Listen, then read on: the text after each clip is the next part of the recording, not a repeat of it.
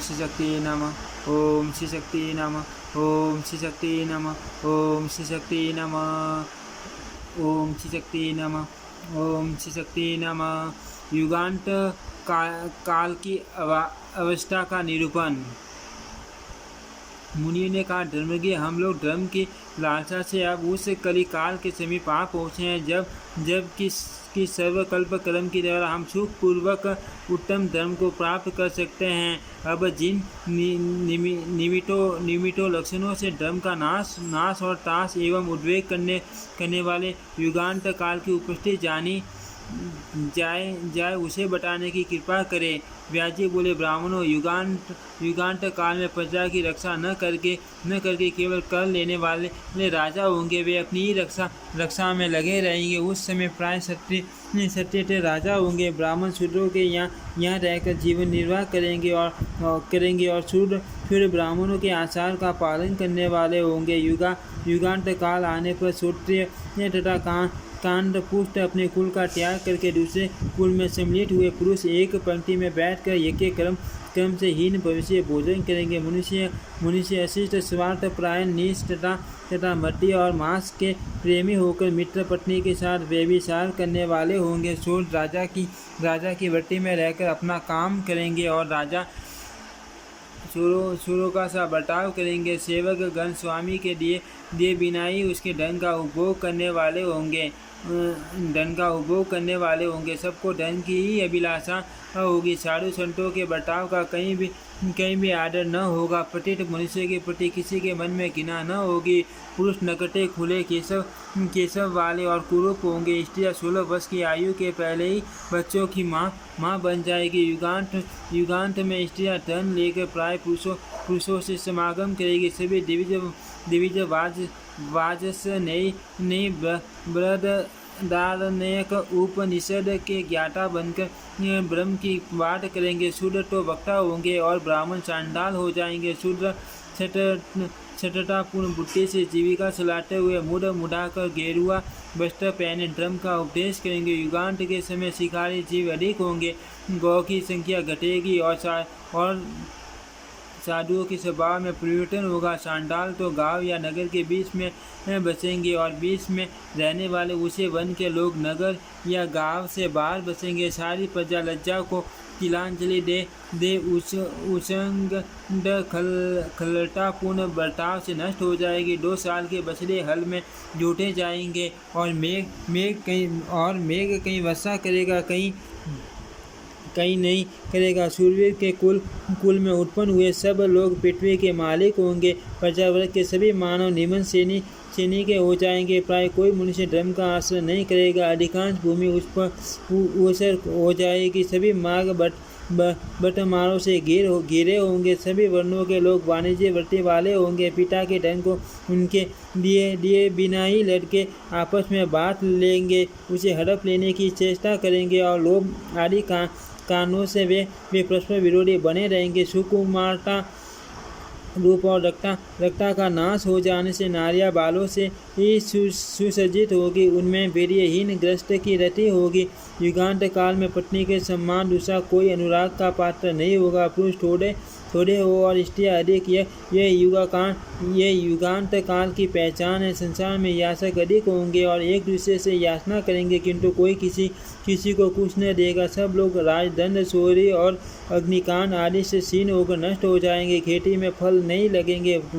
तरुण पुरुष बूढ़ा डो की तरह आलसी और अकर्मण्य होंगे। जो शील और सदाचार से भ्रष्ट हैं, ऐसे लोग सुखी होंगे। वर्षा काल में जोर से आंधी चलेगी और पानी के साथ कंकड़ पत्थरों की वर्षा होगी। युगांत काल में पर लोक संदेह का विषय हो जाएगा। सत्य वैश्यों की पार्टी धन टानने के व्यापार से जीविका चलाएंगे। युगांत काल में कोई किसी से बंधु बांधव का नाता नहीं निभाएगा। प्रतिज्ञा और शपथ का पालन नहीं होगा। प्राय लोग तनों को चुकाए बिना ही हड़प लेंगे। लोगों का हर्ष क्रोध सफल होगा। दूध के लिए घर में बकरियां बांधी जाएगी। इसी प्रकार जिसका शास्त्रों में कहीं विधान नहीं है, ऐसे यज्ञ का अनुष्ठान होगा। मनुष्य अपने को पंडित समझेंगे और बिना प्रमाण के ही सब कार्य करेंगे। जारज, क्रूर, कर्म करने वाले और शराबी भी ब्रह्मवादी होंगे और अश्वमेध यज्ञ करेंगे।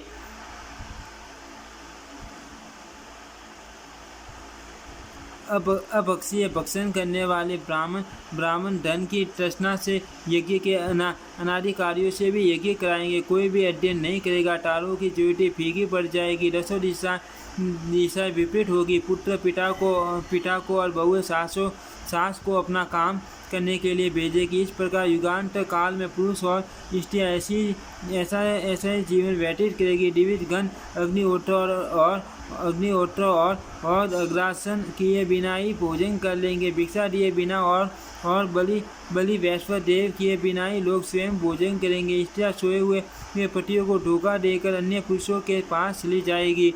मुनियों ने कहा, मर से इस प्रकार धर्म का नाश होने पर मनुष्य कहाँ जाएंगे? वे कौन सा कर्म और कैसी चेष्टा करेंगे? वे किस प्रमाण को मानेंगे? उनकी कितनी आयु होगी और किस सीमा तक पहुंचकर वे सतयुग प्राप्त करेंगे? व्यास बोले, मुनिवरों, तदनंतर धर्म का नाश होने से समस्त प्रजा गुणहीन होगी। शील का नाश हो जाने से सबकी आयु घट जाएगी। आयु की हानि से बल की भी हानि होगी। बल की हानि से शरीर का रंग बदल जाएगा। फिर शरीर में रोग जनित पीड़ा होगी। उससे निर्वेद वैराग्य होगा। निर्वेद से आत्मबोध होगा और आत्मबोध से धर्मशीलता आएगी।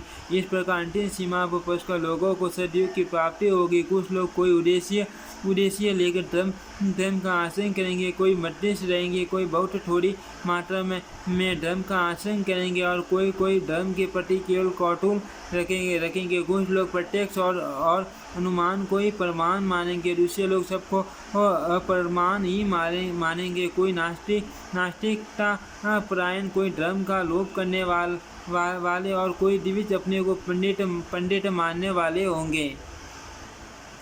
युगांत काल के मनुष्य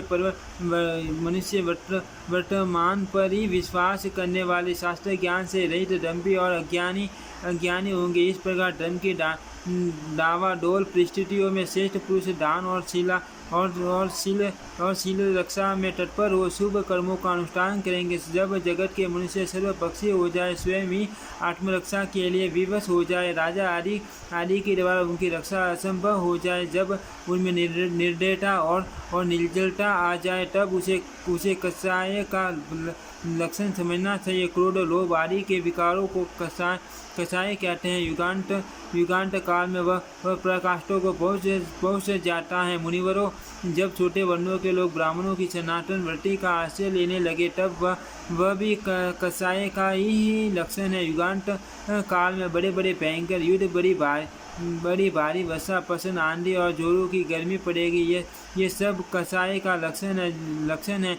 लोग खेती काट लेंगे, कपड़े चुरा लेंगे, पानी पीने का सामान और पेटियां भी चुरा ले जाएंगे। कितने ही चोर ऐसे होंगे जो चोरी की संपत्ति का भी अपहरण करेंगे। हत्यारों की भी हत्या करने वाले लोग होंगे। चोरों के द्वारा चोरों का नाश हो जाने पर जनता का कल्याण होगा। युगांत काल में मृत्यु लोक के मनुष्यों की आयु अधिक से अधिक 30 वर्ष की होगी।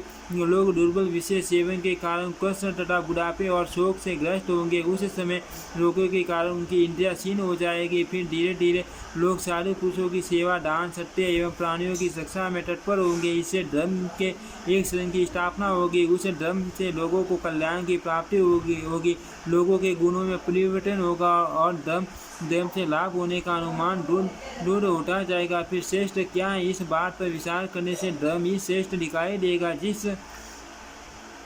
जिस प्रकार कर्म धर्म की हानि हुई थी, उसी प्रकार धीरे धीरे प्रजा धर्म की वृद्धि को प्राप्त होगी। इस प्रकार धर्म को पूर्ण रूप से अपना लेने पर सब लोग सतयुग देखेंगे। सतयुग में सबका व्यवहार अच्छा होता है और युगांत काल में साधु वृत्ति की हानि बताई जाती है। ऋषियों ने प्रत्येक युग में देश काल की अवस्था के अनुसार पुरुषों की स्थिति देखकर उनके अनुरूप आशीर्वाद का है। धर्म, अर्थ, काम और मोक्ष के साधन, देवताओं की प्रतिक्रिया, पुण्य एवं शुभ आशीर्वाद तथा आयु ये प्रत्येक युग में अलग अलग होते हैं। युगों के परिवर्तन भी चिरकाल से चलते रहते हैं। उत्पत्ति और संहार के द्वारा नित्य परिवर्तनशील ये संसार कभी क्षण भर के लिए भी स्थिर नहीं रहता। ओम श्री शक्ति नमः। ओम श्री शक्ति नमः। ओम श्री शक्ति नमः।